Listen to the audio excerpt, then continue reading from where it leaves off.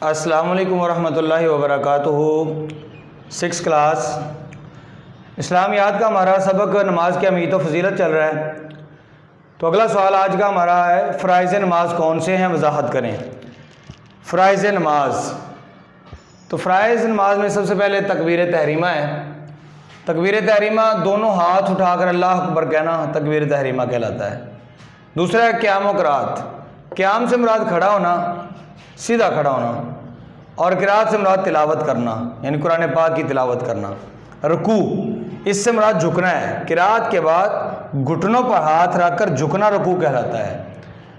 Next ہے سجدہ، جب نمازی نماز میں اپنے ہاتھ، ناک، پیشانی اور گھٹنے زمین پر رکھتا ہے تو اس حالت کو سجدہ کہتے ہیں۔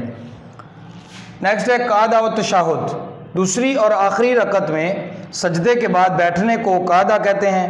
قعدہ میں بیٹھ کر تشہد پڑھی جاتی ہے، جس میں تشہد میں کیا ہوتا ہے، جس میں اللہ کی وحدانیت اور حضور صلی اللہ علیہ وآلہ وسلم کی رسالت کا ذکر ہے۔ تو یہ فرائض نماز، ان میں سے کوئی ایک بھی اگر رہ گیا تو نماز نہیں ہوگی، نماز دوبارہ پڑھنی پڑے گی۔ ان فرائض میں سے کوئی ایک فرض بھی اگر رہ گیا، نہ پڑھا گیا تو نماز نہیں ہوگی۔ تو اس لیے یہ فرائض نماز ان کو یاد بھی کرنا ہے اچھے طریقے سے، اور ان کو اپنی نوٹ بک پہ آپ نے اچھے خوش خط کر کے لکھنا بھی ہے۔ السلام علیکم ورحمۃ اللہ وبرکاتہ۔